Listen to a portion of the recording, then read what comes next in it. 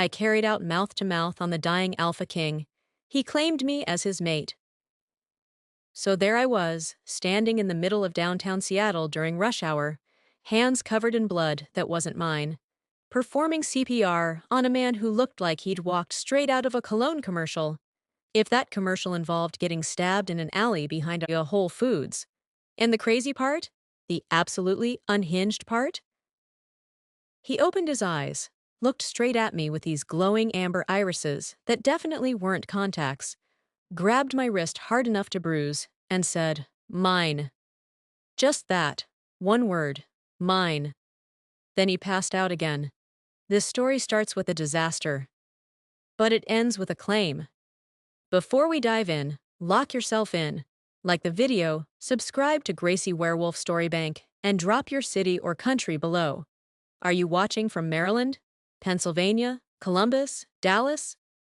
And if you're already sensing that dangerous, possessive energy, comment mine. Now let me tell you how Sabrina Ray's life unraveled. Chapter 1. The Meat Disaster. My name is Sabrina Ray, and up until 3 weeks ago, my biggest problem was whether my landlord would accept "I'll have rent next Tuesday, I swear" as a valid payment plan. I'm a 27-year-old ER nurse at Seattle General. I work the graveyard shift because it pays an extra $2 an hour, and because I'm basically a vampire who thrives between midnight and 6 a.m. My apartment is a shoebox in Capitol Hill that smells like the Thai restaurant downstairs. My best friend is a cat named Prosecutor Mittens. Yes, really, who judges me silently every time I eat cereal for dinner. I was not prepared for werewolves. Let me back up. It was a Tuesday. I'd just finished a soul-crushing 12-hour shift where I'd dealt with 3 food poisoning cases, one guy who'd superglued his hand to his forehead on a dare, and a woman who insisted her crystal healing necklace was medically exempt from our metal detector policy. I was walking to my car through the alley shortcut I'd taken 1,000 times. Stupid, I know, but it shaves off 5 minutes, and when you've been on your feet that long, 5 minutes feels like winning the lottery. That's when I heard it. A sound like something between a growl and a cough. Wet, painful, wrong. Every horror movie I'd ever watched screamed at me to keep walking. But I'm a nurse. We're hardwired differently. We hear pain, we move toward it. I found him slumped against a dumpster, dressed in what had probably been a very expensive suit before someone had turned it into Swiss cheese with a knife. Tall, like absurdly tall, 6'4" easily, dark hair, strong jaw, the kind of face that would make you do a double take, even covered in blood. And he was dying. I could tell from the pallor, the breathing, the blood pooling underneath him, the way his chest rose in shallow, desperate gasps, the gray tinge spreading across his skin that meant his organs were shutting down. "Sir? Sir, can you hear me?" No response. I dropped to my knees, yanked out my phone, started dialing 911 while simultaneously checking his pulse. Thready, weak. He had minutes, not hours. Maybe not even minutes. The 911 operator answered. 911, what's your emergency? Stabbing victim, male, approximately early 30s, multiple wounds to the chest and abdomen, unresponsive. His hand shot out and grabbed my phone. Not weakly, not like someone on death's door. He crushed it, just crunched my iPhone 11 like it was a saltine cracker. Glass and metal fragments scattered across the pavement. What the? His eyes opened. Amber. Glowing. Definitely not human. "No, hospitals," he rasped. "Yeah, okay, buddy, you're delirious. You need wolfsbane, poisoned. Hospital can't." Then he stopped breathing. Just stopped. His chest went still. Lips turned blue. The pulse under my fingers disappeared. I didn't think. Training kicked in. I tilted his head back, checked his airway, started compressions. 30 compressions, 2 rescue breaths. My certification was current. I knew what I was doing. I'd done this hundreds of times on the job. Except when my mouth touched his. For that second rescue breath, something happened. It felt like touching a live wire. Electricity shot through me from lips to toes. Every hair on my body stood up. The air around us started crackling.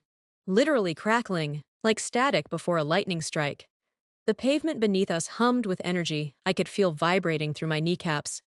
His eyes flew open, glowing brighter now, burning amber gold like molten metal. He grabbed my wrist, sat up, despite the stab wounds, despite the blood loss, and locked eyes with me with an intensity that made my breath catch. "Mine," he said, voice rough, certain, possessive in a way that should have scared me, but instead made something low in my stomach flip. "Excuse me? You're mine, my mate." "You're what now?" Then he passed out again. Just collapsed backward, like someone had cut his strings. But here's the thing, his wounds were closing. I watched it happen. Skin knitting back together like invisible thread was stitching him up from the inside. Blood drying, flaking off in rusty patches. The holes in his chest sealing up like someone had hit reverse on the world's goriest video. Within seconds, smooth skin replaced torn flesh. What the actual— Oh, Sabrina? I spun around. Dr. Theo Castellanos stood at the alley entrance, backlit by the streetlight, looking between me and the rapidly healing stranger with an expression I couldn't quite read. Shock, maybe? Fear. Something darker underneath. Theo worked the ER with me. Gorgeous, brilliant, impossibly kind. We'd been doing this weird dance for months. Coffee breaks that felt like dates. Conversations that went deeper than coworkers. Lingering looks that neither of us acted on. I'd been working up the courage to ask him out for weeks. "Theo! Thank God! I need help!" "With him?" Theo's voice had changed, harder, colder than I'd ever heard it. "Sabrina, step away from him, now!" "He's injured. He's David Charles, and you need to run." The man, David, stirred, groaned, started sitting up again, and this time when he looked at me, he was fully conscious, fully present, and furious. "Castellanos." The name came out like a curse. "Of course you'd be here. She's not yours, Charles. The bond says otherwise." "What bond?" I looked between them. "Will someone please tell me what's happening?"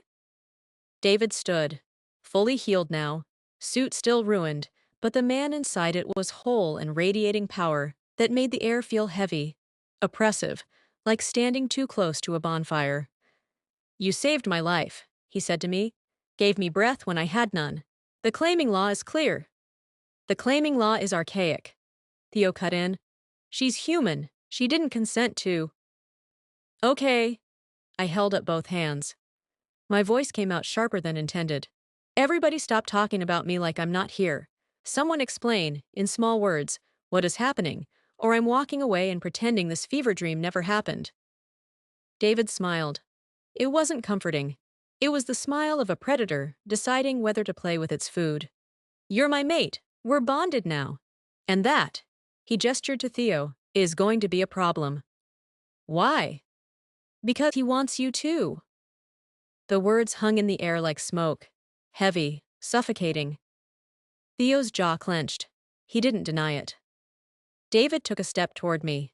I should have stepped back, should have run.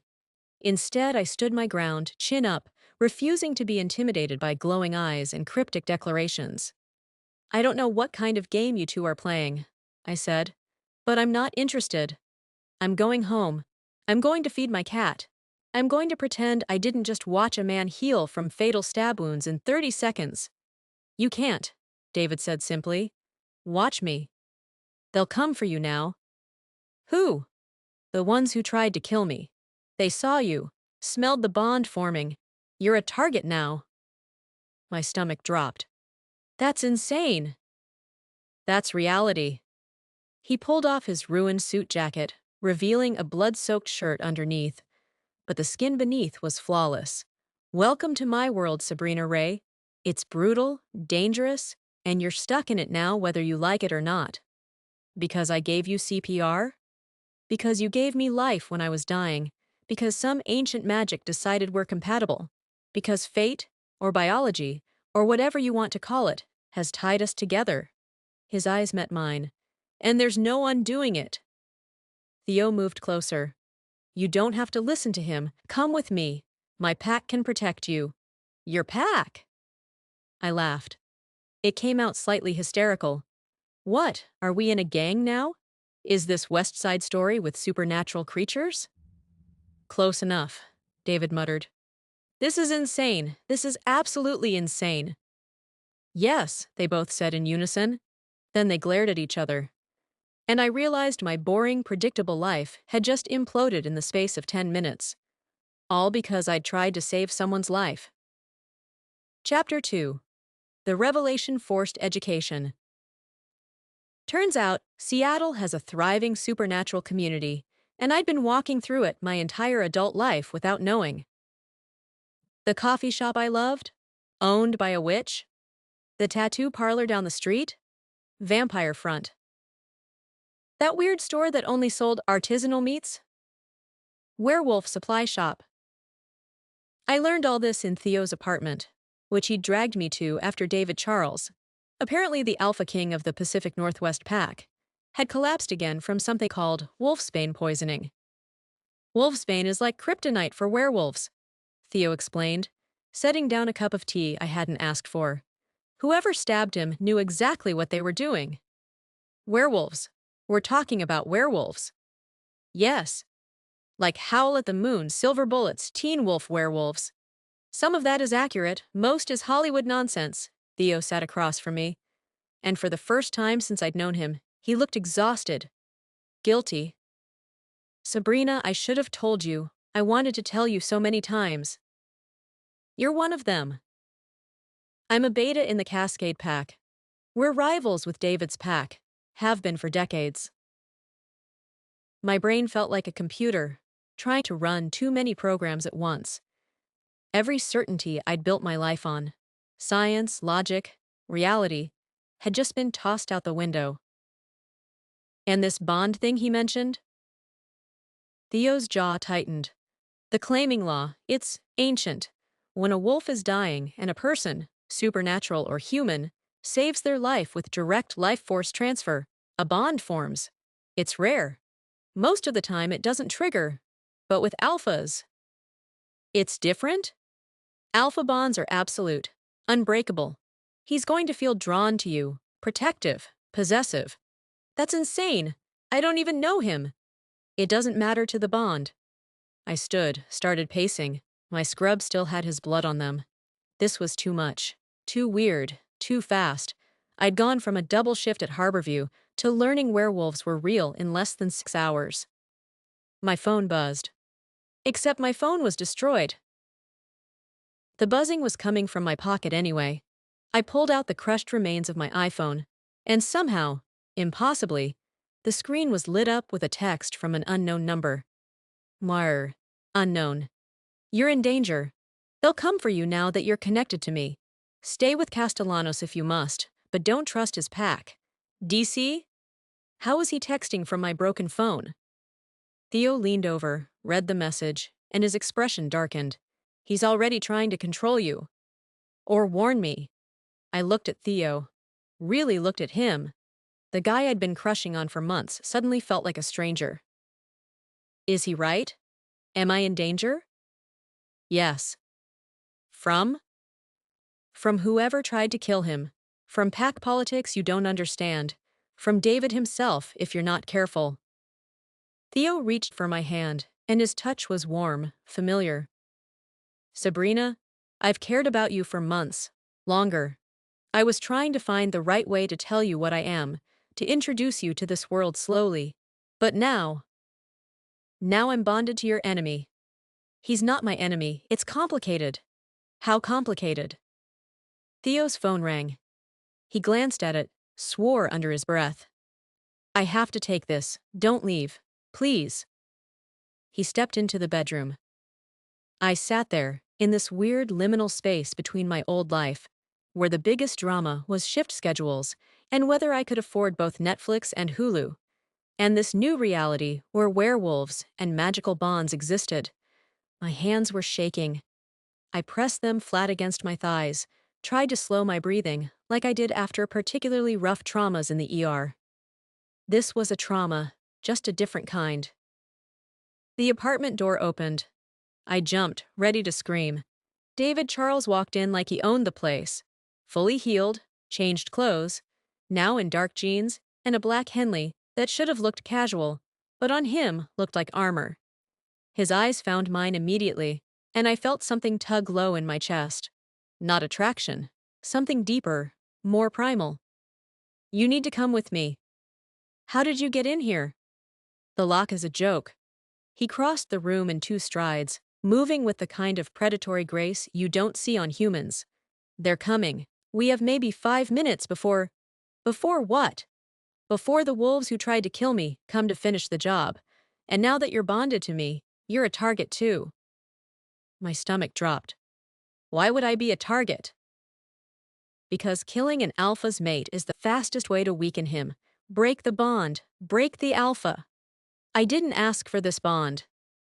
Neither did I. His voice softened slightly, and he looked at me. Really looked at me. Like I was something fragile he hadn't expected to care about. But it exists, and that means I protect you, whether you like it or not. Romantic, I deadpanned.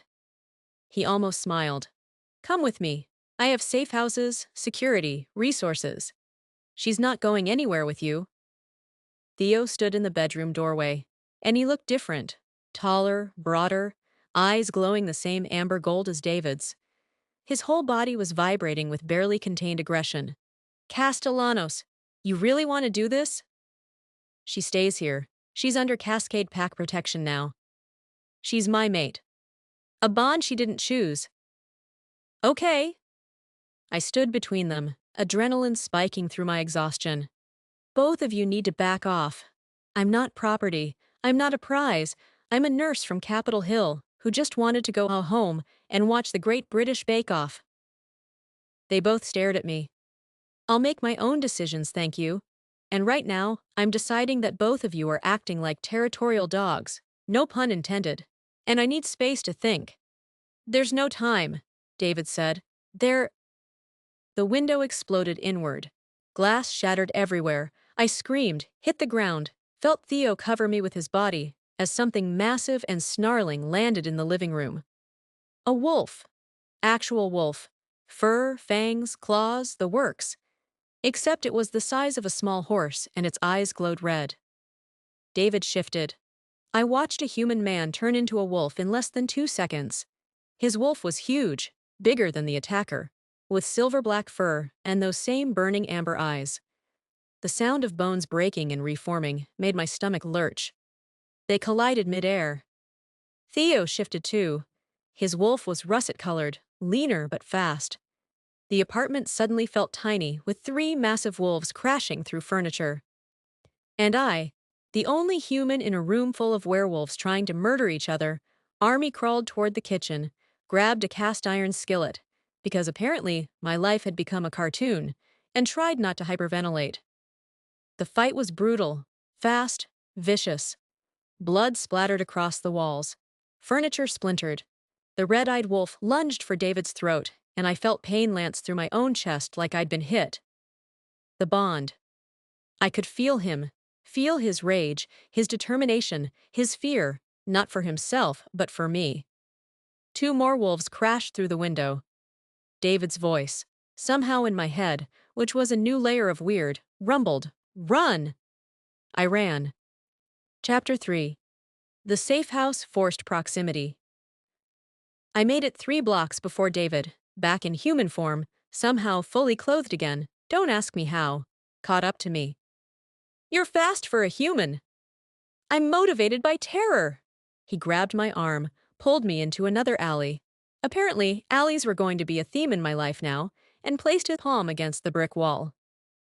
The wall shimmered. A door appeared. You've got to be kidding me.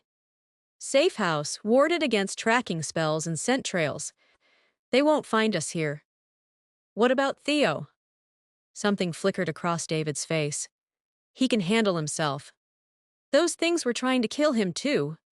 Those things that were from the Blackridge pack. They want me dead. Castellanos was collateral damage. He opened the door.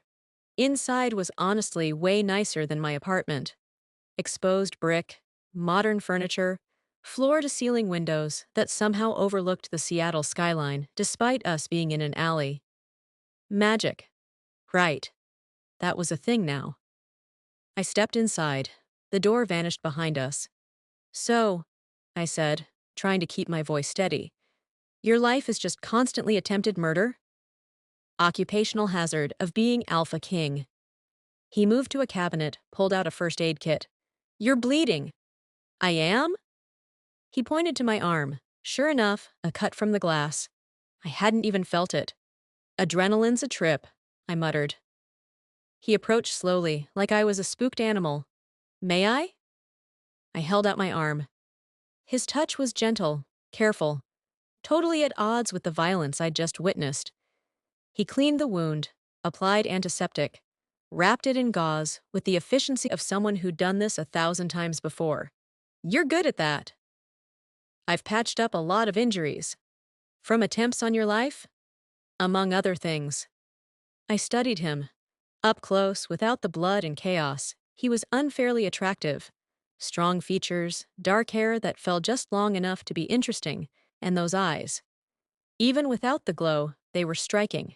Intense. The kind of eyes that saw too much and missed nothing. Why does someone want you dead? I asked. Long list of reasons. I'm powerful. I control territory. I enforced peace treaties that some packs didn't like. I refused arranged matings with rival packs' daughters. Arranged matings? Politics, alliances.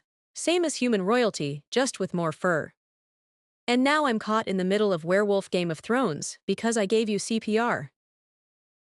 He smiled, actually smiled. It transformed his whole face, softened the hard edges. When you put it that way, it sounds absurd. It is absurd. Yet here we are. He finished wrapping my arm, but didn't let go immediately. His thumb brushed against my wrist, and I felt that pull again. The one I'd been trying to ignore. Sabrina, I know this isn't what you wanted, but the bond is real. You'll feel it soon if you don't already. Feel what? Pull, draw. You'll know when I'm near. You'll sense my emotions. Eventually, we'll be able to communicate telepathically. That's insane. That's biology. I pulled my arm away, needed the distance to think clearly. I don't know you. I don't want to be bonded to you. Can't we just undo it? Something pained crossed his expression. No. Why not? Because I'm dying. The words hung in the air between us. The wolfsbane, he continued, voice low. It's still in my system. Healing the wounds was easy. Purging the poison is different. Without a mate bond actively channeling life force, I have maybe 3 days. So I'm not just your mate, I'm your life support.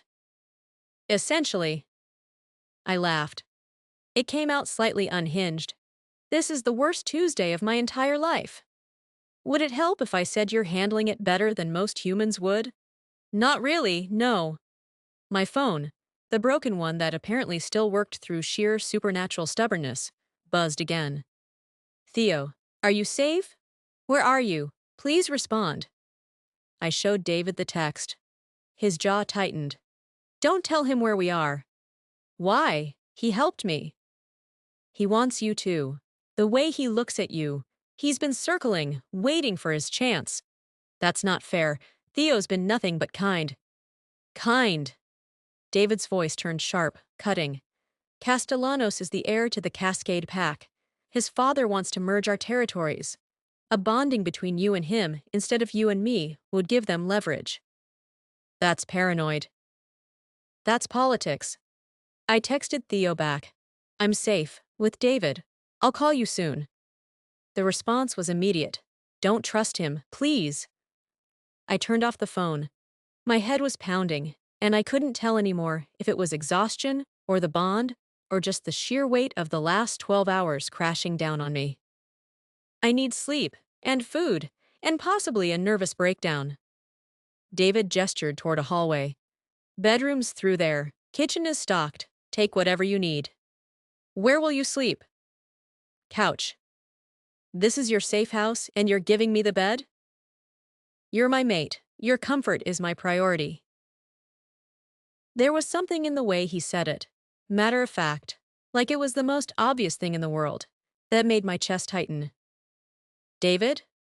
Yes? Earlier, when you said mine, did you mean it? He held my gaze. Every word. I woke up 6 hours later to the smell of coffee and the sound of David arguing with someone on the phone in hushed, angry tones. Don't care what the council says. She's under my protection now. No, you will not meet her. Because I don't trust you not to. Yes, she's human. Yes, I know the risks. This isn't up for debate. He hung up, swore creatively in what sounded like 3 different languages. I emerged from the bedroom. Let me guess. More people who want me dead? More people who want to use you as leverage. Different threat. He handed me a mug. Coffee, black. I don't have any milk or sugar. Black's fine. I sipped it. Strong, good quality. Better than anything I could afford on my salary. Who is that? My second, Lucia Reeves. She's concerned. About? Everything. He ran a hand through his hair, and I noticed the tension in his shoulders, the exhaustion around his eyes. The pack doesn't know about you yet. When they find out I've bonded to a human, there will be questions. Challenges, possibly. Challenges? Wolves who think they'd make better alphas. They'll use this as proof that I'm weak. Because you bonded to me specifically, or because I'm human? Both. He met my eyes. I won't lie to you. This complicates everything. My leadership, your safety, the territory balance. Great. So I'm not just life support. I'm also a political liability. You're also brave, quick thinking, and you saved my life without hesitation. That counts for something. I sat on the counter. Old habit from tiny apartments, where chairs were a luxury.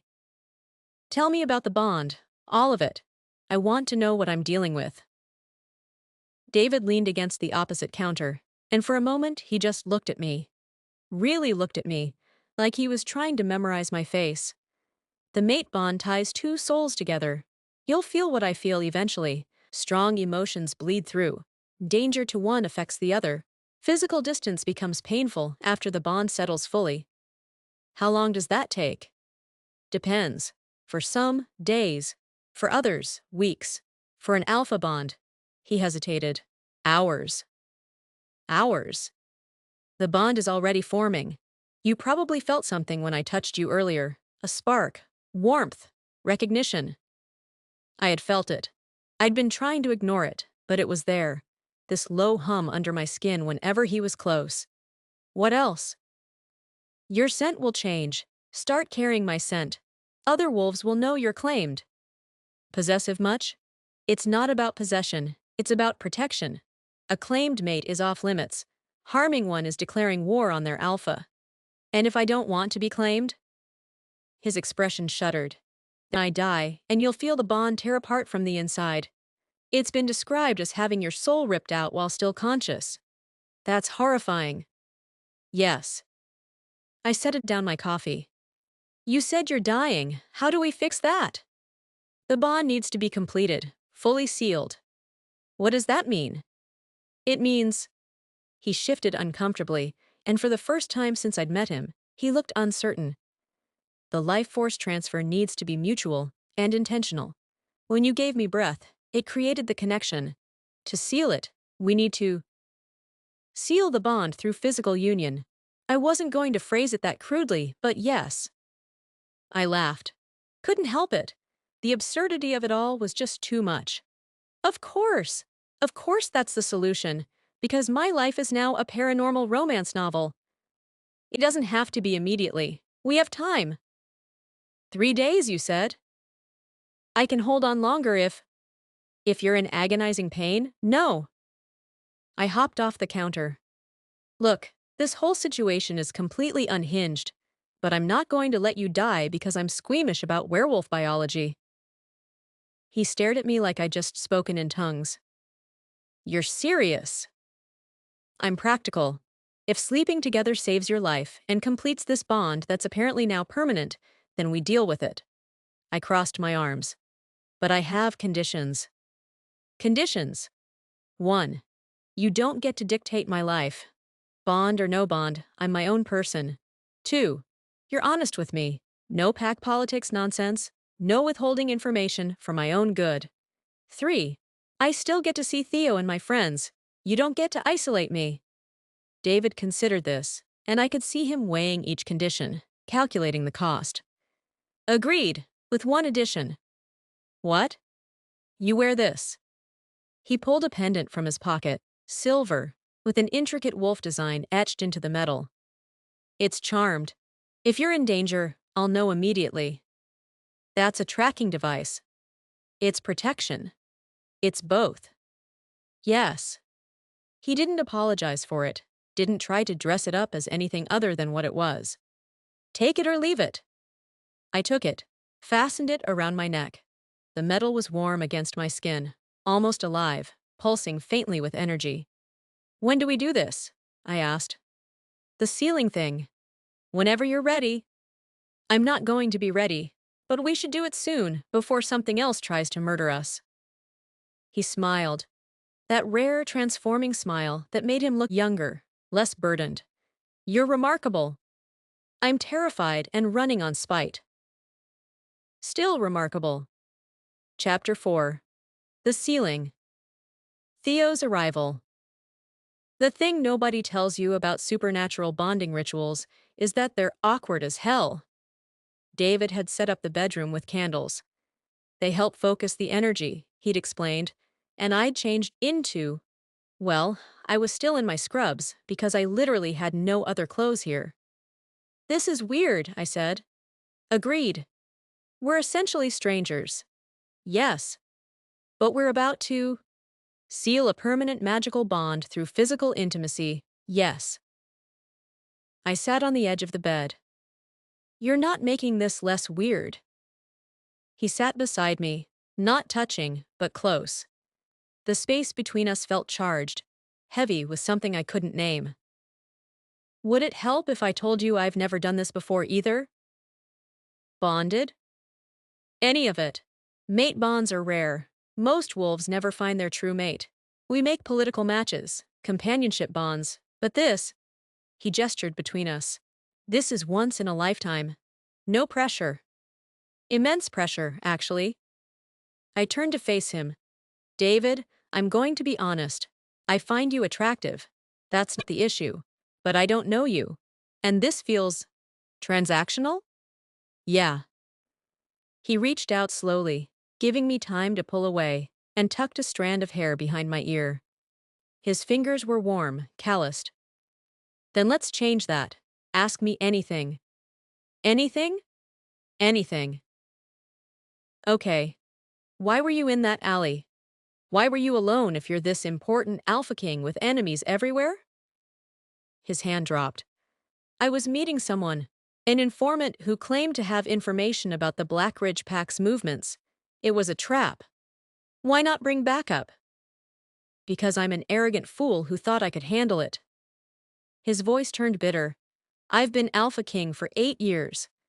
I've survived challenges, territory disputes, assassination attempts. I got cocky, and it nearly cost me everything. But it didn't. I found you. You found me. He looked at me with something like wonder.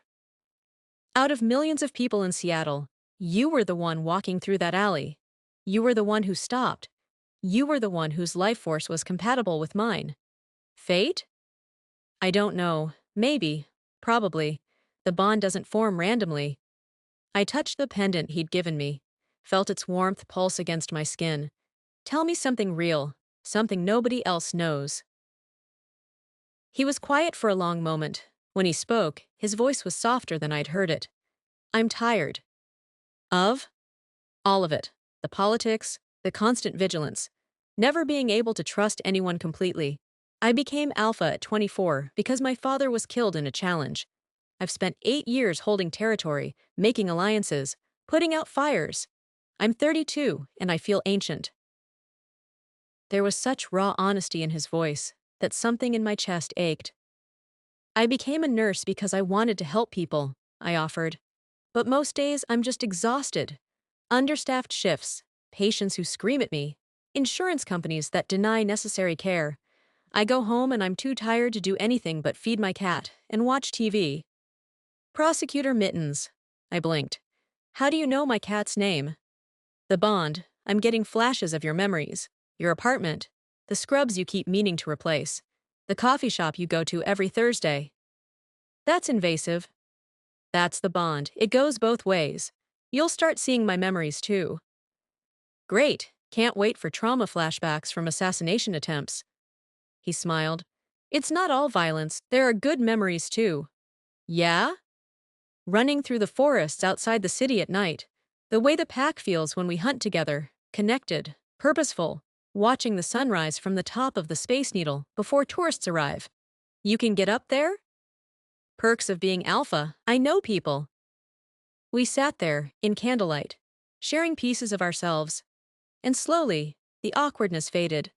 Not completely. This was still weird as hell. But enough that when he leaned in and kissed me, it felt less like obligation and more like choice. The kiss was gentle. Testing. His hand cupped my face like I was something precious. Something that might break. The bond flared to life. I felt it. A golden thread connecting us, pulling tight, singing with rightness. Power flowed between us, warm and electric and overwhelming. It wasn't just physical. It was deeper than that, more fundamental, like our souls were recognizing each other. He pulled back, eyes glowing amber. Sabrina! Don't stop. So he didn't. What happened next was private, intense, the kind of connection that transcends physical and becomes something else entirely. Every touch sent sparks through the bond. Every breath synced our heartbeats. I could feel his emotions layered over mine. Desire, yes, but also relief and wonder, and this fierce, consuming need to protect me. The bond sealed with a rush of power that lit up the room, made the candles flare white-hot, and left both of us gasping. When it was done, I could feel him. Not just physically present beside me, but deeper. His heartbeat echoed mine. His emotions, relief, wonder, fierce protectiveness, flooded through me like a second pulse. Okay, I breathed. That was not what I expected. Better or worse? Different. I touched his chest, felt his heart racing under my palm, felt my own heart match its rhythm. I can feel you, inside my head. It's weird and invasive and kind of amazing. He kissed my forehead, and the tenderness of it made my throat tight. Welcome to the bond, Sabrina. Is it always this intense? The first few days are strongest. It'll settle, become more like background music than a loudspeaker. Background music I can handle. He brushed his thumb across my cheekbone. How do you feel? Honestly, less terrified, more. I searched for the word. Anchored. Like something clicked into place that I didn't know was missing. That's the bond, recognizing completion. His voice was rough, tender. You're mine now, completely. And you're mine? Completely. Something shifted in his expression. Vulnerability I hadn't seen before. I know this isn't what you wanted. I know you didn't choose this. But I swear to you, Sabrina, I will spend every day proving I'm worthy of this bond. Of you. David. That's when the door exploded. Wood splintered. The ward around the safe house shattered with a sound like breaking glass. Wolves poured through the opening, not attacking, but forming a perimeter. And Theo walked through the wreckage. He was in human form, but barely. His eyes glowed amber, his whole body vibrating with barely contained rage. Behind him stood 5 other wolves, all massive, all radiating aggression. David was on his feet instantly, positioning himself between me and the intruders. I grabbed a sheet, wrapped it around myself, felt the bond pulse with David's fury. Castellanos! David's voice was ice. You just broke into my safe house and shattered protective wards. That's an act of war. You sealed the bond. Theo's voice shook. I can smell it on her. I can feel the shift in the pack balance. That's none of your concern. It's every bit my concern. Theo's eyes found mine. Sabrina, do you understand what you've done? You've bound yourself to the most dangerous wolf in the Pacific Northwest. You've made yourself a target for every enemy he has. I know what I did. Do you? Do you know that bonded mates die when their alpha dies? That you've tied your life force to a man who's been marked for death by 3 separate packs? David snarled, Get out! Not without her. Theo took a step forward. Sabrina, come with me. We can break this. It's new. The bond can still be severed if we act fast. You'd kill me, David said flatly. Severing a completed bond kills the alpha. I know. Theo's jaw was tight. But she'd live. She could have a normal life. The words hung in the air. You're asking me to let you kill him, I said slowly. I'm asking you to save yourself. I looked at Theo. Really looked at him. The guy I'd been crushing on for months. The one who'd been kind. Who'd made me laugh. Who'd felt safe. And I felt nothing but anger. You broke into his home, shattered his wards, brought wolves to threaten him. My voice was steady, cold. And you're calling this a rescue?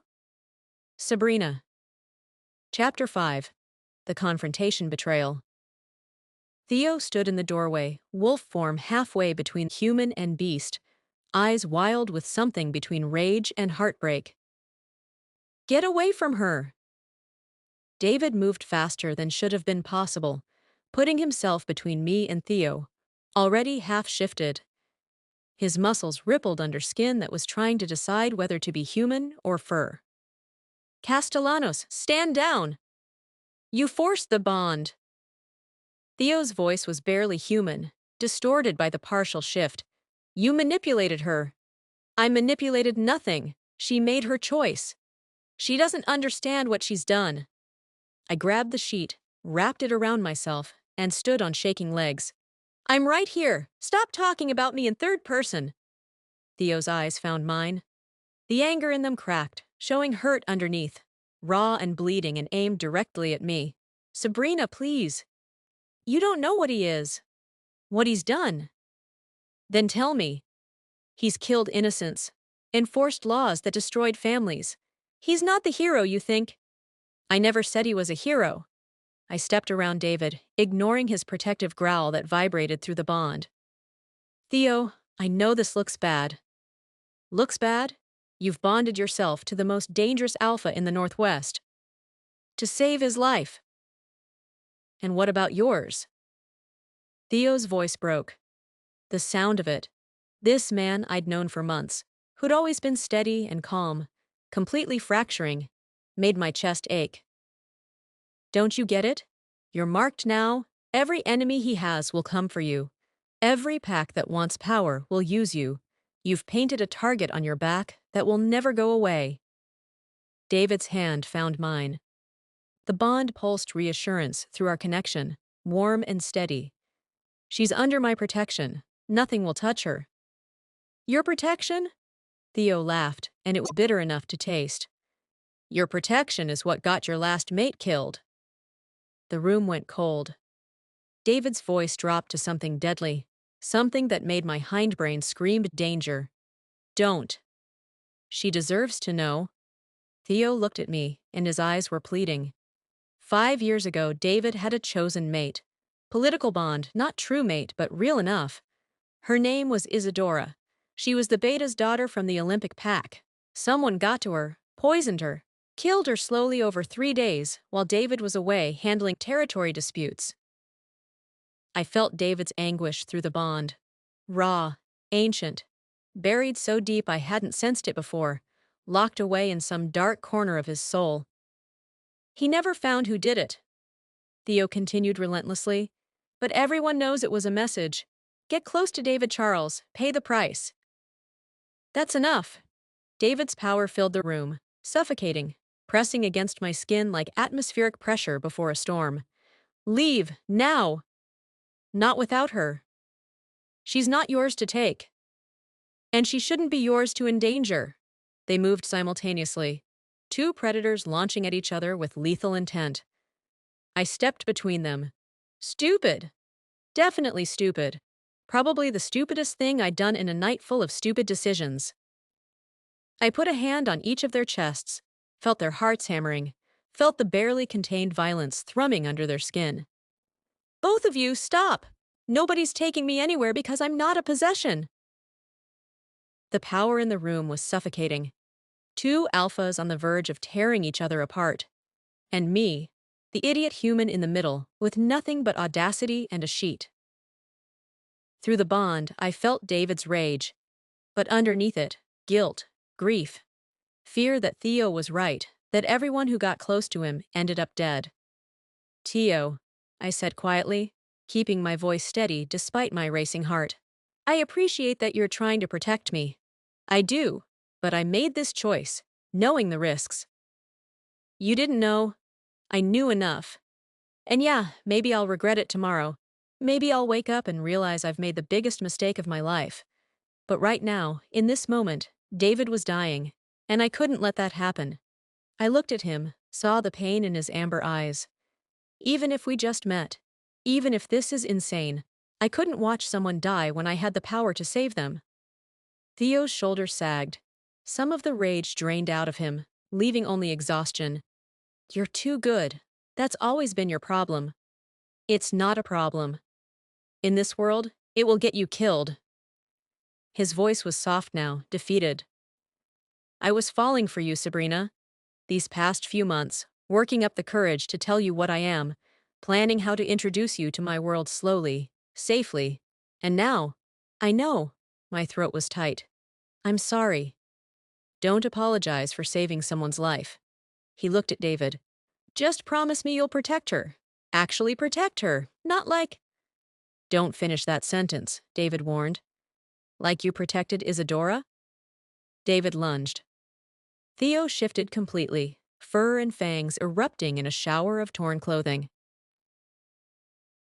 And suddenly, there were two massive wolves destroying the safe house.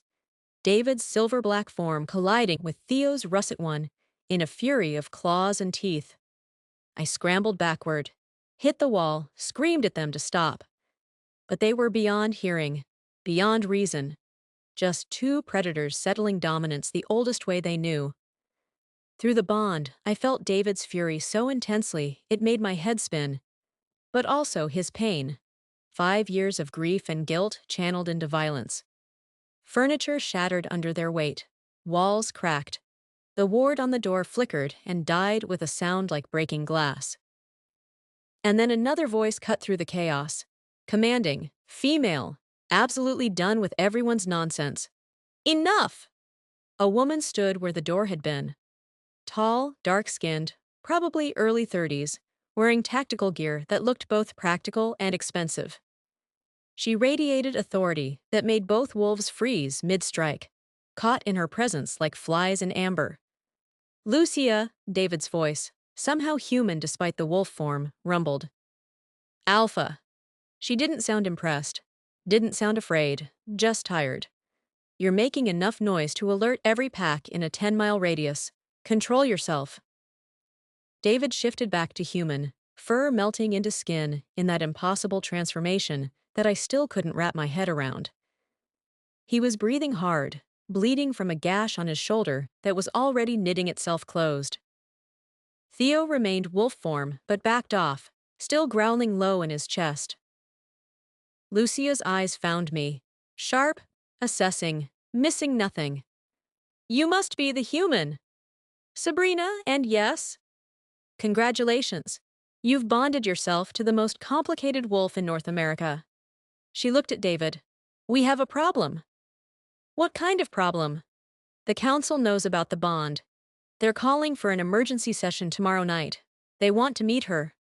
Absolutely not. It's not optional. You bond a human. You bring her before the council. That's law. Her tone made it clear there was no wiggle room here. I raised my hand like I was in school. Hi, still here. What's the council? Lucia turned to me with an expression that might have been pity or might have been respect. Hard to tell. The werewolf governing body. 12 alphas representing the major territories across North America. They make laws, settle disputes, and decide when alphas are unfit to lead. And they want to meet me because you're unprecedented. A human mate bonded to an alpha king during a political crisis? You're either a gift or a weapon, and they need to determine which. My stomach dropped. I'm a nurse from Capitol Hill. Not anymore, you're not. Lucia's voice wasn't unkind, just brutally honest. You're the Alpha King's mate now. Everything changes. Your safety, your freedom, your entire life. Everything. Through the bond, I felt David's dread. Cold and heavy, settling in his chest like concrete. He didn't want me anywhere near the council. Theo shifted back to human, standing there naked and bleeding, and looking at me like I was already dead. The council will eat her alive. They'll use her inexperience, her humanity, as proof that David's unfit. They've been looking for a reason to challenge his authority for years. Then we prepare her, Lucia said, all business. We have until tomorrow night. I'll teach her pack protocol, hierarchy, how to carry herself. That's not enough time, David said flatly. It's the time we have. Lucia looked at me. Can you handle this? Honestly, I had no idea.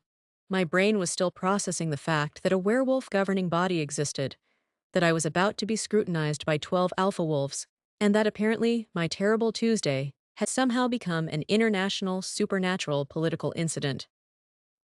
But I'd spent 5 years in the ER at Harborview, dealing with trauma, chaos, and people having the absolute worst days of their lives. I'd held pressure on gunshot wounds while doctors worked. I'd talked down overdose patients. I'd delivered bad news to families and held their hands while they fell apart. If I could handle that, I could handle this. Probably. Maybe. Teach me, I said. Lucia smiled, sharp and approving. Good. We start now. Now? It's 3 a.m. And we have less than 20 hours before you face the most powerful werewolves in North America. She gestured to the destroyed safe house. David, get her some clothes. Real ones, not scrubs. Theo, get out. You've done enough damage. Theo looked at me one more time. If you need me, if you change your mind. She won't, David said. Let her speak for herself. Theo's eyes held mine. Just know that the offer stands. My pack will protect you if you choose to leave him. I won't. I was surprised by how certain I sounded. But thank you. He nodded once, then shifted and disappeared into the Seattle night. Lucia pulled out her phone, started typing rapidly. All right. Here's what you need to understand about the council. They're old, they're powerful, and they do not like change. A human mate is change. They'll test you, push you, try to find weakness. What kind of tests? Questions about pack law you won't know the answers to. Challenges to your bond's legitimacy. Some might even try to intimidate you into breaking the bond voluntarily. Can they do that? Not legally, but they can make your life hell. She looked up from her phone. David, has she experienced the full bond yet? Shared consciousness, memory bleed, emotional resonance? Some. It's still settling. Not enough time for full integration. She'll be vulnerable to alpha dominance. Lucia focused on me. Tomorrow night, you'll be in a room with 12 alphas. Their combined presence will try to force you into submission. It's instinctive. They can't turn it off entirely, even if they wanted to. And if I submit? They'll see you as weak, unfit to be an alpha's mate. They'll push David to break the bond. Which would kill him. Yes. David moved to my side, and I felt his hand on my lower back. Grounding, protective. She won't be alone. I'll be there. Your presence will help, but ultimately, she needs to hold her own. Lucia met my eyes. Can you do that, Sabrina? Can you stand in front of the most powerful predators on this continent and refuse to back down? I thought about the ER, about the times I'd stood my ground against doctors who tried to override my assessments, About the times I'd fought with insurance companies for my patients, about every moment I'd had to be stronger than I felt, because someone's life depended on it. Yes, I said, I can do that.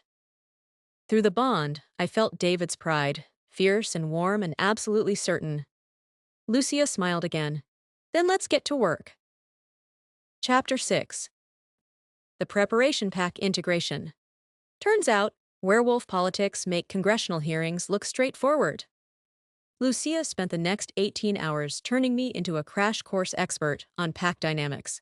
And it was like trying to drink from a fire hose while someone threw more facts at your face.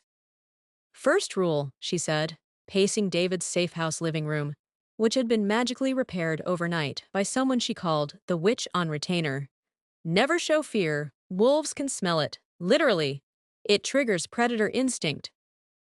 Great, I'm terrified, so we're off to a fantastic start. Then fake it. Confidence is survival in this world. She pulled out a tablet, showed me photos of faces that would determine my fate. These are the council members.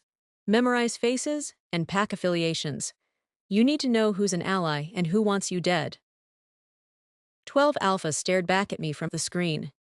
Each one looked dangerous in different ways.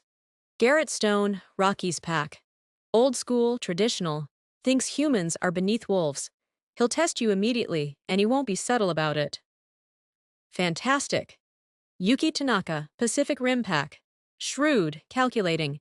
She'll watch you like a hawk and make judgments based on micro-expressions you didn't even know you were making. Even better. Victor Reyes, Southwest Territories. Hot-tempered but honest. If you earn his respect, he'll back you. If you don't, he'll be the first to vote against you. She continued through all 12. Their packs, their politics, their alliances, and feuds that stretched back decades. My head spun with information. Who hated who? Which territories were in dispute? What ancient slight still caused tension at council meetings? Now, Lucia said, setting down the tablet, let's talk about you. Your presentation matters more than anything else. You're human, which is already a mark against you in their eyes. You need to show strength without aggression, respect without submission. That's a very narrow window. Welcome to pack politics. She circled me like I was a sculpture she was evaluating for flaws. You'll stand at David's right hand, mate position. You don't speak unless directly addressed. If challenged, defer to David, unless it's a direct attack on your character or your bond. Then you respond, firmly. No apologies, no hedging, no weakness. What kind of challenges? Questions about your worth, your ability to be a proper mate, whether you're a liability that will get David killed. Lucia's expression softened slightly. They'll be cruel, Sabrina. It's not personal, it's a test. They need to know you won't crumble under pressure. I've had attending physicians scream at me for things that weren't my fault while someone's coding on the table. I can handle mean questions. It's different when the people asking can literally tear you apart, and when you know they're considering it. Fair point. David finally spoke from his position near the window, where he'd been silently watching. They won't touch her. You can't fight the entire council, David. Watch me. That's exactly the response that'll get you removed as Alpha King. Lucia turned to him, frustration clear in her voice. You need to stay calm tomorrow night. Let her prove herself. The more you hover, the more you protect her from every slight, the weaker she looks. I could feel David's frustration through the bond. Every instinct he had screamed to protect me. The bond made it worse. My fear was his fear, amplified and reflected back, creating this feedback loop of anxiety. She's right, I said. I need to do this myself. I don't like it. I'm not asking you to like it. I crossed to him, took his hand. The bond hummed between us, warm and steady. But I need you to trust me. Trust that I can handle this. His jaw tightened. The muscle there jumped as he clenched his teeth. Then he nodded once, sharp and reluctant. The door opened without warning. Theo walked in, and the temperature in the room immediately dropped about 20 degrees. Heard you're preparing for council, he said, carefully not looking at David. Thought I'd help. Your pack is Cascade, Lucia said flatly. You shouldn't even be here. This is Alpha King territory. Cascade's neutral in this mess, and I owe Sabrina honesty about what she's walking into. He finally looked at David. I'm not here to cause problems. David growled low in his chest. You've done enough. Have I? Theo's eyes met mine, and I saw genuine regret there. Sabrina, I need to apologize. For last night. For losing control. For attacking David in his own safe house. You were worried about me. I was. I am. But David was right. You made your choice. I should respect that instead of trying to tear it apart. He pulled something from his pocket. A small vial, filled with shimmering liquid that caught the light. This is essence of valerian root, mixed with moon water and blessed by a pack shaman. If you drink it before council, it'll calm your nerves without dulling your senses or slowing your reactions. Is it safe? Lucia asked suspiciously, already moving closer to examine it. Completely. I've used it before my own pack meetings when my father drags me to territorial negotiations. He offered it to me. No tricks, no politics, just trying to help. I took it.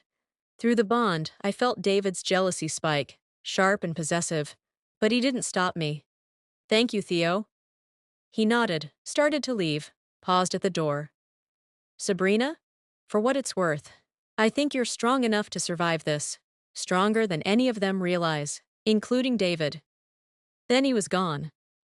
Well, Lucia said after a beat of silence, that was surprisingly mature. Or suspiciously convenient, David muttered darkly. Don't start. I tucked the vial into my pocket. What else do I need to know? We spent hours drilling protocol. How to bow, shallow, respectful, but not submissive, chin up, eyes forward. How to make eye contact, steady and direct, but don't hold too long or it becomes a challenge. How to stand with confidence, how to walk without hesitation, how to speak clearly without apology. Lucia made me practice my introduction 40 times until it was perfect. I am Sabrina Ray, bonded mate to Alpha King David Charles. More confidence. I am Sabrina Ray, bonded mate to Alpha King David Charles. Stop making it a question, state it like fact. I am Sabrina Ray, bonded mate to Alpha King David Charles. Better? Again. By hour 15, I was exhausted. My feet hurt from standing in the heels Lucia had procured. You need to match his height as much as possible. Show you're his equal.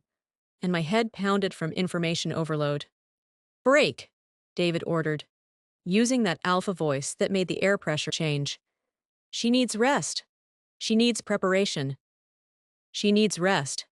His voice went even deeper, more commanding, final, absolute, the kind of tone that said this wasn't up for debate. Lucia sighed but didn't argue. You didn't argue with an alpha when they used that voice. Fine, 4 hours. Then we resume with historical pack law and territory disputes. She left, taking her tablet and her endless notes with her. I collapsed onto the couch. Every muscle in my body ached.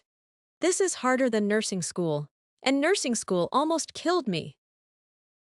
David sat beside me, pulled me against his side. The bond settled immediately, warm and comforting, like slipping into a hot bath after a brutal shift. You're doing well. I'm terrified. Good. Fear keeps you sharp. It's overconfidence that gets you killed. He kissed the top of my head, and I felt his affection through the bond, genuine and deep, and still surprising. But Sabrina, if it becomes too much tomorrow night, if they push too hard, you tap out. I'll handle it. And lose your position as Alpha King? Better that than lose you. The simple honesty in his voice made my throat tight. This bond, we'd barely known each other for 2 days, but it felt deeper than relationships I'd had for years. Like he'd been part of me forever, just waiting to be found.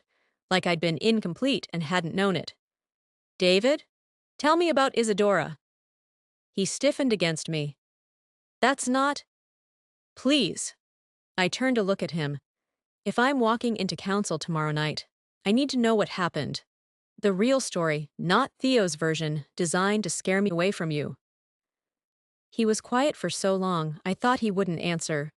His hand moved to my hair, fingers threading through it absently. A self-soothing gesture. Then, she was kind, smart. We weren't fated mates, but we cared for each other. The bond was political. Her pack needed protection, mine needed allies. But it was genuine, real enough. His voice was soft, distant. I thought I could protect her, keep her safe from the violence that comes with my position. I was wrong. What happened? Someone poisoned her food at a pack gathering, one of those big political dinners where everyone's supposed to be on their best behavior. By the time symptoms showed, it was too late. Wolfsbane mixed with nightshade, a combination that shuts down our healing abilities completely. His voice cracked. She died in my arms. Took 6 hours. I never found who did it. Never got justice. It's my biggest failure as Alpha. I laced my fingers through his, squeezed. I'm sorry. It's why I'm terrified of you meeting council. Not because I think you're weak. You're one of the strongest people I've met. But because I know what they're capable of. The cruelty, the politics, the casual violence. And if something happens to you because of me, it won't. You can't promise that. No, but I can promise I'll fight like hell to come back to you. I shifted to face him fully. David, I'm choosing this. Choosing you. Not because the bond forced me to, but because I want to. You need to let me make that choice. He pulled me closer, buried his face in my hair.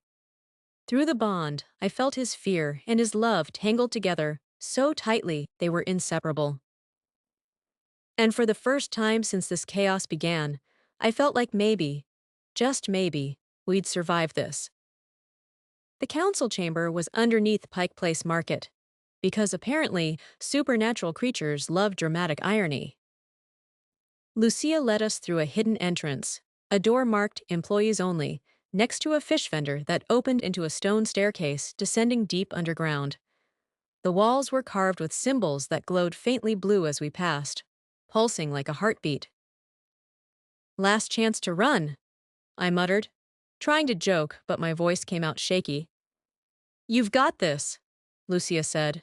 She'd dressed me in all black. Pants, blouse, fitted jacket. Professional but not weak. Confident but not threatening. Her hand touched my shoulder briefly. Remember, confidence, respect, no fear. Right, easy.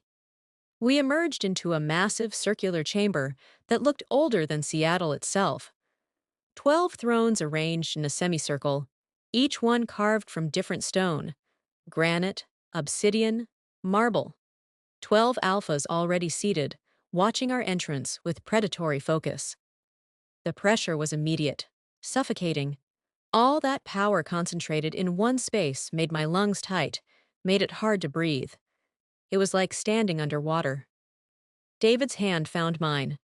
The bond flared, lending me strength, steadying me. Alpha King David Charles, a voice boomed. Garrett Stone, Rocky's pack.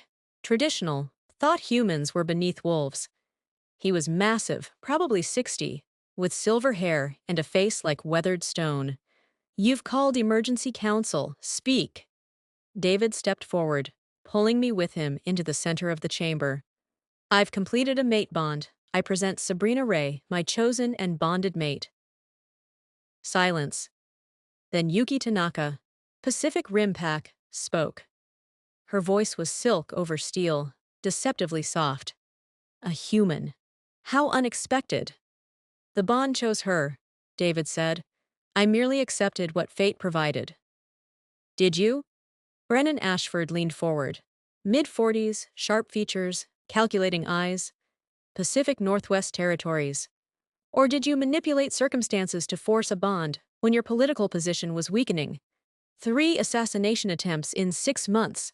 Black Ridge Pack openly challenging your authority. Convenient timing for a bond that strengthens your claim. My position is solid. Is it? And now this. He gestured to me dismissively. A human liability who knows nothing of our world, our laws, our ways. Tell me, Alpha King, how does bonding to someone so fundamentally weak strengthen anything? I felt David's anger spike through the bond, hot and immediate, flooding through both of us. The bond screamed at me to stay quiet, let him handle it, defer to the alpha. But Lucia's words echoed. If they attack your character directly, respond, firmly, no apologies. I stepped forward, pulling my hand from David's. With respect, Alpha Ashford, I'm not a liability. I'm a critical care nurse at Harborview Medical Center. I save lives for a living. I've held pressure on gunshot wounds while doctors operated. I've talked down overdose patients and restarted hearts and made impossible decisions in seconds. I kept my voice level, meeting his eyes. I saved Alpha King David's life when he was dying from wolfsbane poisoning in an alley. If that makes me a liability in your eyes, then your definition of strength needs work. Dead silence.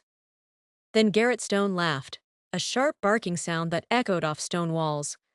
She's got spine, I'll give her that. Spine isn't enough, another alpha said. Katerina Volkov, Eastern European pack. Early 50s, ice blue eyes, accent that made every word sound dangerous. The question is whether she can survive what comes next, whether she deserves to stand beside an alpha king. What comes next? I asked, and I hated how my voice shook slightly. Yuki smiled.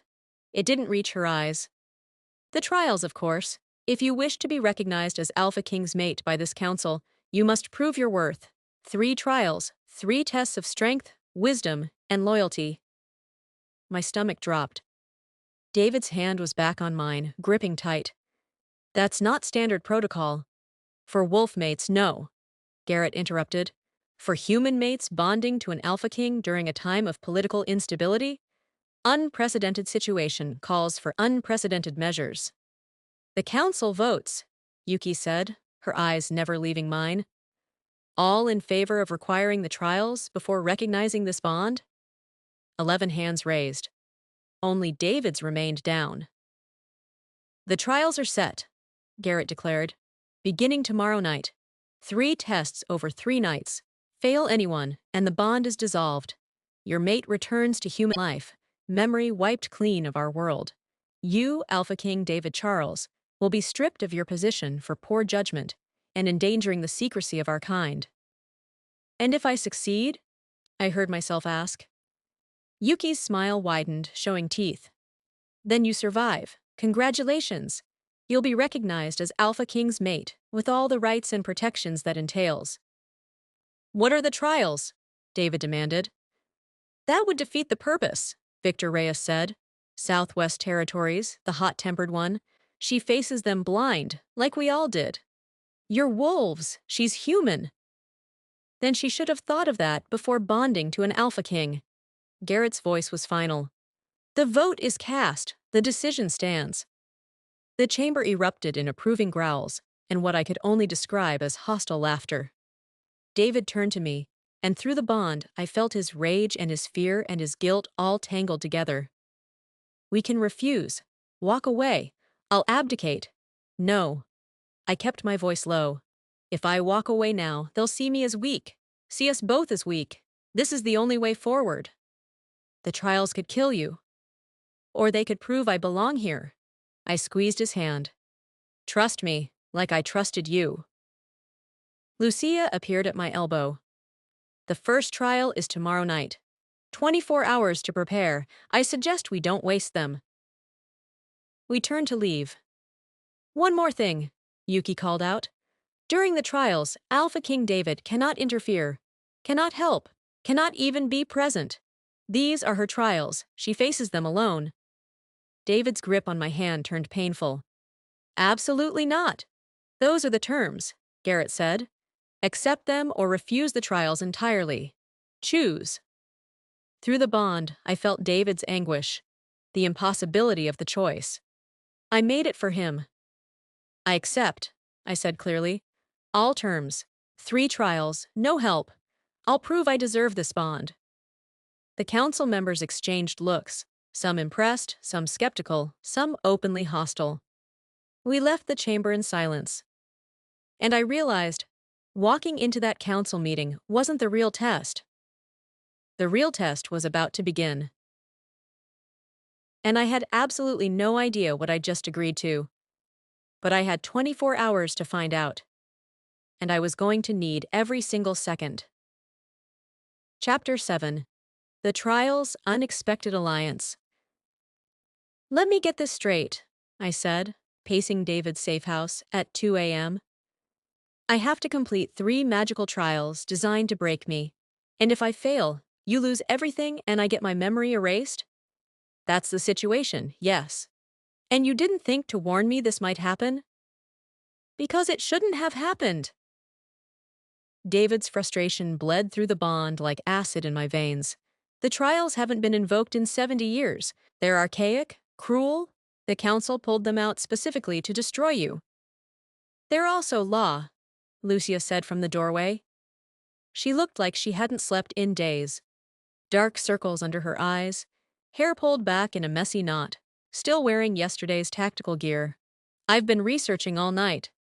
The last human mate who faced trials died during the second one, crushed by a collapsing tunnel in an endurance test. Super encouraging, thank you. But 2 others before that succeeded. It's rare, but possible.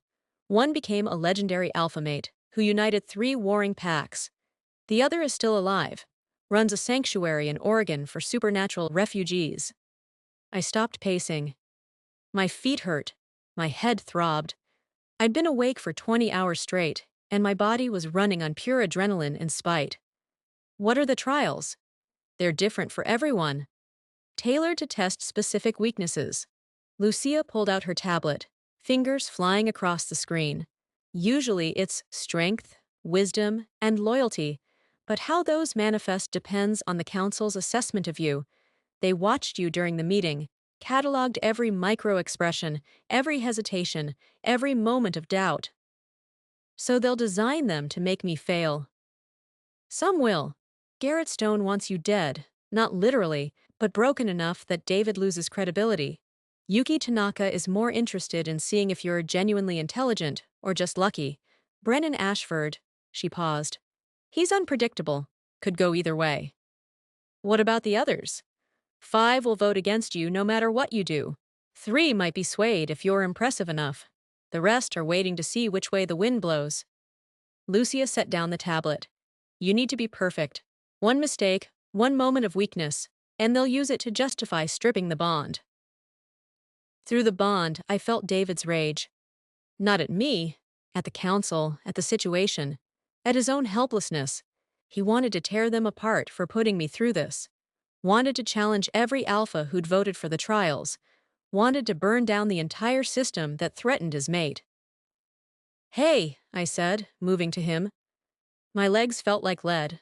My hands trembled from exhaustion and fear. I can do this. You shouldn't have to.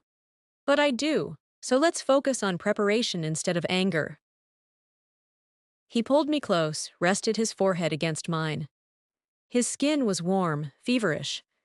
The bond thrummed between us, a living thing that pulsed with our combined heartbeats. If anything happens to you, if they hurt you, if you're injured, it won't. I'm stubborn, remember? Stubborn and too stupid to know when to quit. That's not stupidity, that's courage. A knock at the door interrupted us. David's entire body went tense. His eyes flashed gold. A growl rumbled in his chest, low and warning. Theo stood outside, visible through the security camera feed. He looked uncertain, nervous. His hands were shoved in his pockets, and he kept glancing over his shoulder, like he expected someone to stop him. Can I come in? David's growl deepened. He might actually be helpful, I said, though part of me wondered if I was making a massive mistake. Let him in. He's Cascade Pack. His loyalty is to his alpha, not to you. Maybe. But he's also the guy who's had my back for 8 months at work, who covered my shifts when I had the flu, who brought me coffee on double shift nights. I touched David's arm. I trust him, please. Reluctantly, David moved to the door, unlocked it, stepped aside with the rigid posture of someone barely containing violence. Theo entered, nodded respectfully to David, a peace offering, an acknowledgement of territory and hierarchy, then looked at me. I heard about the trials. I want to help. Why? David's voice was sharp as broken glass. Because regardless of our personal feelings, Sabrina doesn't deserve this. And because if she fails, it destabilizes the entire region. Cascade Pack doesn't want that. Theo's eyes stayed on mine. And because I care about her, I have for months. That doesn't just stop because she's bonded to someone else. The honesty in his voice made my chest ache. Lucia studied him with the calculating gaze of someone trained to spot deception. What kind of help? Training. My pack specializes in agility and strategic thinking. We're not the biggest or strongest, but we survive by being smart and fast. If one of her trials involves physical challenges, I can teach her techniques that might help. Ways to use leverage and momentum instead of brute force. In exchange for? Nothing, just. He looked at me, and something vulnerable crossed his face. I want her to survive. That's it. No strings, no political maneuvering, just keeping her alive. David and Theo locked eyes. Some unspoken alpha communication passed between them.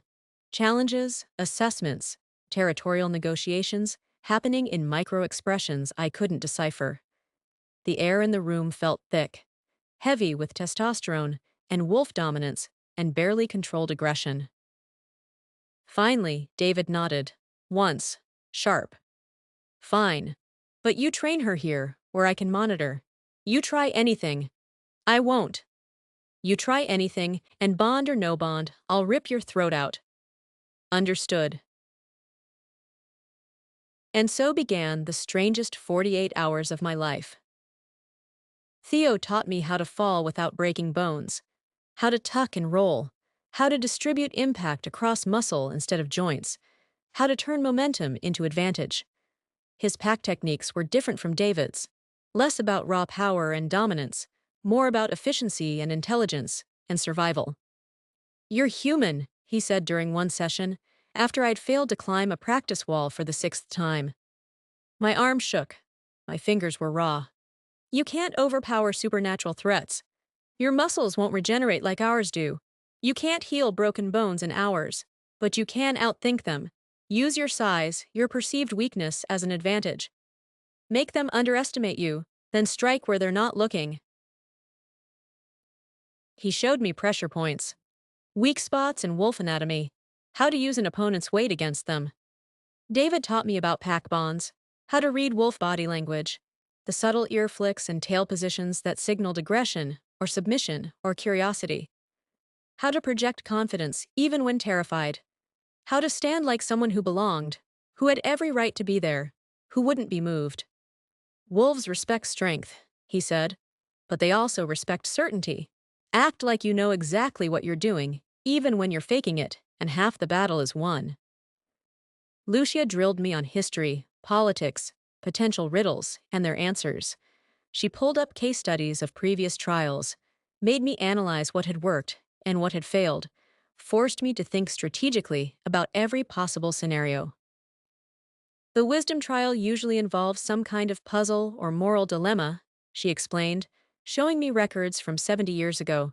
You'll need to demonstrate not just intelligence, but judgment, the ability to see past surface-level answers to deeper truths. I absorbed everything like my life depended on it. Because it did. By the night before the trials, my body was a map of bruises. My mind felt stuffed with information. I'd gone beyond exhaustion into some weird, hyper-focused state where sleep seemed impossible. I couldn't sleep.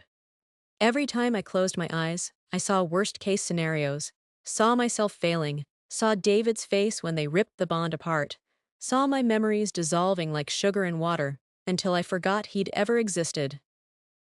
David found me on the roof of his building, another magical access point that shouldn't exist but did, because apparently physics was just a suggestion in the supernatural world. I was staring at the Seattle skyline, watching lights twinkle in the pre-dawn darkness. Can't rest? He asked, sitting beside me. Too wired, too nervous, too aware that in 12 hours, I'm either going to prove myself or lose everything. You'll do brilliantly. You don't know that. I pulled my knees to my chest. What if I freeze?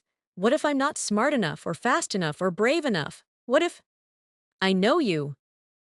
He took my hand, laced our fingers together. The bond pulsed warmth through our connection, steadying me. In 2 days, I've learned more about your character than I've learned about most wolves in years. You're brave, adaptable. You don't give up. When that troll charged you in trial one of my imagination, you didn't run. You strategized. When the mirrors tried to break you psychologically, you trusted yourself over the lies. That's who you are. I'm terrified. Good. Fear keeps you sharp. Courage isn't the absence of fear. It's acting despite it. It's doing what needs to be done, even when every instinct screams to run. I leaned against him.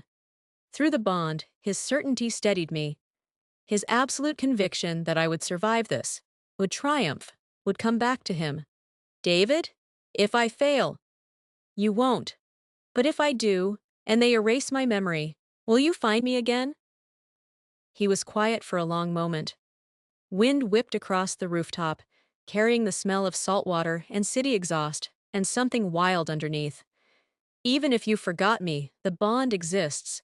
Some part of you would remember. Your soul would know mine. And yes, I'd find you. In every lifetime, across every obstacle, through every barrier they tried to build. I'd find you. That's ridiculously romantic. It's the truth. His voice was rough with emotion. You're mine, Sabrina Ray. Not because of some ancient law or magical bond. Because you chose to save my life when you had every reason to walk away. Because you faced the council without flinching. Because you're stubborn and brave and foolish enough to love a werewolf king with more enemies than allies. I kissed him, soft at first, then deeper, desperate, full of everything I couldn't say, fear and hope and love and determination. When we pulled apart, his eyes were glowing. Win tomorrow, he said. Come back to me. Count on it. Chapter 8. The Trials. Twist Resolution. The trials took place in a supernatural arena hidden in the mountains outside Seattle. Not some mystical forest clearing, not an ancient stone circle, an actual Roman-style arena carved into the mountainside, hidden behind wards so powerful they made my teeth ache when we passed through them.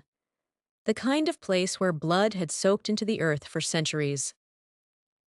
The council sat in viewing boxes 40 feet above the arena floor.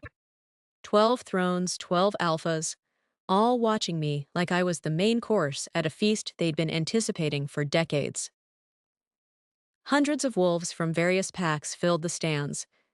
Apparently, watching a human potentially die was quality entertainment. I could feel their eyes on me, smell their anticipation, hear the low murmur of bets being placed on how quickly I'd fail. I stood in the center of the arena, wearing tactical gear Lucia had provided, reinforced at the joints, breathable, designed for movement. My hands wouldn't stop shaking. My mouth tasted like copper. Every instinct I had screamed to run. Through the bond, David's presence wrapped around me like armor. His fear for me, his absolute faith in me, the two emotions warring inside him so violently, I could barely separate my feelings from his. Trial 1. Garrett Stone's voice boomed across the arena, amplified by magic that made my bones vibrate. Strength. The ground rumbled. Dirt and stone trembled beneath my feet. A section of arena floor cracked open with a sound like the world splitting apart, and something massive climbed out. A troll. Actual freaking troll. 10 feet tall, gray skin like concrete, arms thick as tree trunks ending in claws that could gut me in one swipe. Its eyes were small and mean and fixed on me with the focus of something that existed only to destroy. You've got to be kidding me, I muttered. Defeat the Guardian, Garrett commanded, and I swear he was smiling. Or be defeated. The troll roared. The sound shook dust from the arena walls.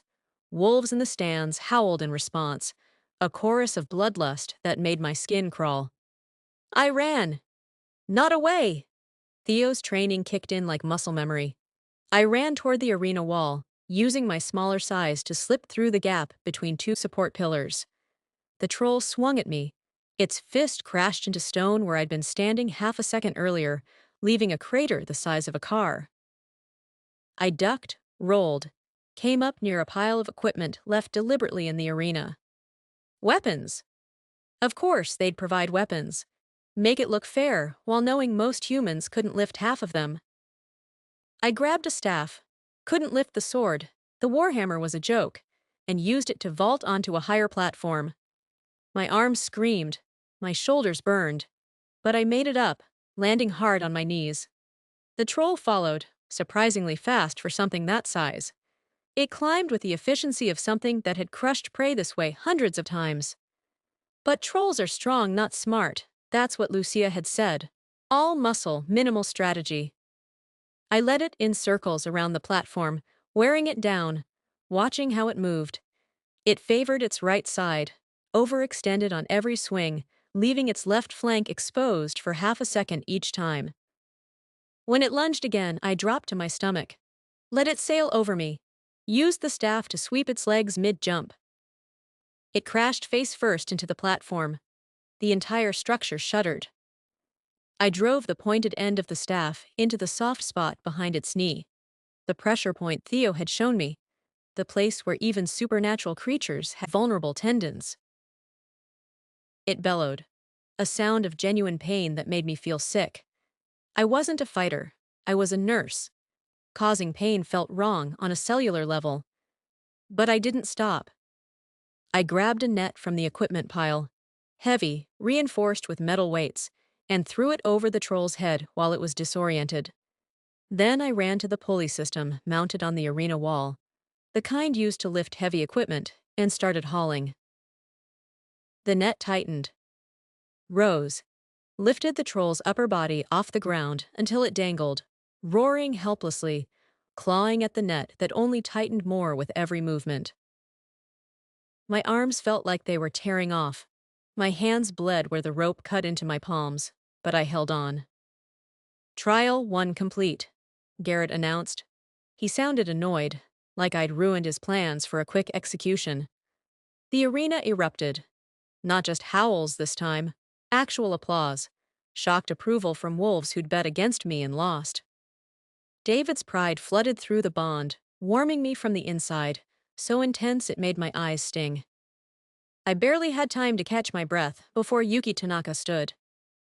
Trial 2, she said, her voice silk over steel. Wisdom. The arena shifted. The troll vanished, not killed, just removed, because apparently trolls were reusable props. A maze of mirrors materialized around me, walls of reflective glass that stretched 20 feet high. Find the truth, Yuki instructed, before time expires. A countdown appeared, projected onto the arena floor in glowing red numbers. 30 minutes. I walked into the maze. Every mirror showed a different reflection, me, but wrong, distorted. One showed me covered in blood. Another showed me old, broken, defeated. A third showed me laughing while David burned. Then the reflections started talking. You're not strong enough for this. My voice but twisted. Wrong pitch. David will die because of your weakness. Another reflection, this one showing me pregnant and helpless. You're just a human. You don't belong here. A third voice, multiplying, echoing off the mirrors until it surrounded me. Theo was right. You should have run. The bond will kill you both. You're going to fail. Everyone knows it. You're just too stupid to quit. I recognized the test. Psychological warfare. Attack the mind when the body is exhausted. Make me doubt myself when doubt could be fatal. Nope, I said out loud. Not today, not ever. I closed my eyes, shut out the lying voices, the distorted reflections, the countdown ticking away in glowing numbers that burned through my eyelids. Relied on other senses. Sound, air currents, spatial awareness from years of navigating crowded ERs in the dark during power outages. The way sound echoed differently off real walls versus magical constructs. The subtle temperature changes near true passages versus dead ends. The truth wasn't in what I saw. It was in what I felt. The bond. David's presence, like a compass pointing home. a golden thread connecting us that no amount of mirrors could hide or distort. I followed it through the maze, ignored the lying mirrors, the voices that tried to sound like my mother, my friends, my own conscience. Trusted the connection between us more than I'd ever trusted anything. Found the center, a pedestal carved from black stone, with a simple question carved into it in letters that glowed faintly. What is the foundation of a true mate bond? 3 options etched below. A. Power. B. Choice. C. Fate. I stared at them, felt the weight of hundreds of eyes watching, felt David's anxiety bleeding through the bond. He didn't know the answer either. This wasn't wolf lore, this was philosophy. Power made sense. Wolves respected strength above all else. Fate was romantic. The idea that we were destined, that the universe had chosen us for each other. But I touched choice. Because we'd both chosen this. David chose to accept the bond instead of fighting it. I chose to save his life when I could have walked away. Every day since, we'd chosen each other over easier options, safer paths, simpler lives. The maze dissolved like smoke. Trial 2 complete, Yuki said. She actually looked impressed, which on her face was terrifying. 2 down, 1 to go. My legs shook, my hands still bled. I'd been running on adrenaline for 20 minutes, and the crash was coming. Trial 3. Brennan Ashford stood. His expression was unreadable. Loyalty. The arena went dark, complete darkness, the kind that presses against your eyeballs and makes you forget what seeing felt like. When lights returned, harsh, spotlight bright, David was chained in the center of the arena. Heavy iron chains wrapped around his wrists, ankles, throat. He was on his knees, head down, looking broken in a way I'd never seen him. My heart stopped. Through the bond, nothing, empty, like the connection had been severed. Not actually him, my brain supplied. Can't be him, the bond would tell you. But it looked so real, sounded real when he raised his head and looked at me with eyes full of pain. And Theo stood beside me, very real, solid and warm, and holding a key. Here's the test. Brennan's voice echoed through the arena. The key opens those chains, but only one person can leave this arena alive. Your mate or your friend, choose. That's not a fair test, I shouted. Loyalty is never fair. It's about sacrifice, about who matters more when everything is on the line. Choose, or both die. You have 60 seconds. A countdown began. 60, 59, 58. I looked at Theo. He looked stricken, devastated, already grieving himself. Take the key, he said. Save David. It's fine. It's not fine. Sabrina, please. He's your mate. The bond needs him. I'm expendable. Take the key. 45, 44, 43. I stared at the illusion of David, then at Theo, then at the key in his hand. My brain spun through options, scenarios, outcomes, and I started laughing. Hysterical, exhausted. The kind of laughter that comes when you're so far past your breaking point that everything becomes absurd. You think this is funny? Brennan demanded. I think it's lazy writing. I dropped to my knees, still laughing. This isn't about choosing between them. It's about recognizing the premise is false. 30, 29, 28. I crawled toward Illusion David, put my hand through him. It rippled like water, like touching a projection. Not real. Which means the threat isn't real. Which means this isn't testing loyalty. It's testing whether I'll panic and make a stupid choice under pressure. I stood, faced the council. My voice rang out across the arena. My loyalty is to truth, to doing the right thing even when it's hard. I won't choose between people I care about, because that's a false dilemma designed to make me fail. You want me to prove I'm worthy? Fine. I choose option 3, solve the actual problem. I grabbed Theo's hand. Together we walked toward the arena exit. 15, 14, 13. Nothing stopped us, no walls appeared, no guardians attacked. The chains disappeared. The illusion of David faded like mist. Silence. 10, 9, 8. Then Garrett Stone stood. Trial 3, complete. The arena exploded. Howls of approval, roars of disbelief, arguments breaking out in the stands. Some wolves cheered, others shouted protests.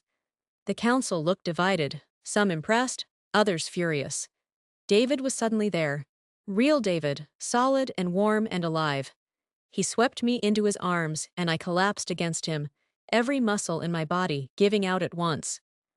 "You magnificent, brilliant, impossible woman," he murmured against my hair. "I cannot believe that worked," I whispered back. "I was totally guessing." "You weren't guessing. You were trusting yourself. There's a difference." Through the bond, his emotions hit me like a wave. Joy, relief, pride so fierce it made my chest ache. Love, raw and overwhelming and absolutely certain. Yuki Tanaka stood. The arena fell silent. The council recognizes Sabrina Ray as Alpha King David Charles's bonded mate. Let it be recorded. Not all the alphas looked happy. Garrett Stone looked like he'd bitten into something rotten. But enough nodded. Enough acknowledged me. We'd won. 3 months later, life as a werewolf's mate was still weird. But it was my weird now. I still worked at Seattle General. Turned out, having supernatural healing knowledge made me an even better nurse. I could spot infections faster, knew which injuries needed immediate intervention versus which could wait. David had arranged security so subtle I barely noticed it. Just guards who looked like hospital staff, wards on my car that kept it from being tampered with, a panic button disguised as a fitness tracker. Prosecutor Mittens had moved into David's actual house, a beautiful place overlooking Puget Sound, with floor-to-ceiling windows and a deck where we watched sunsets, and had claimed the master bedroom as his territory. David found it hilarious. I found it typical cat behavior. Theo and I had coffee every Thursday at the same shop we'd always gone to. David didn't love it, but he respected it, trusted me enough to not hover.